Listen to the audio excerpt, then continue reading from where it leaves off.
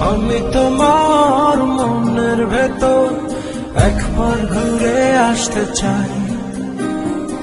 আমায় কতটা ভালোবাসো সেই কথাটা জানতে চাই।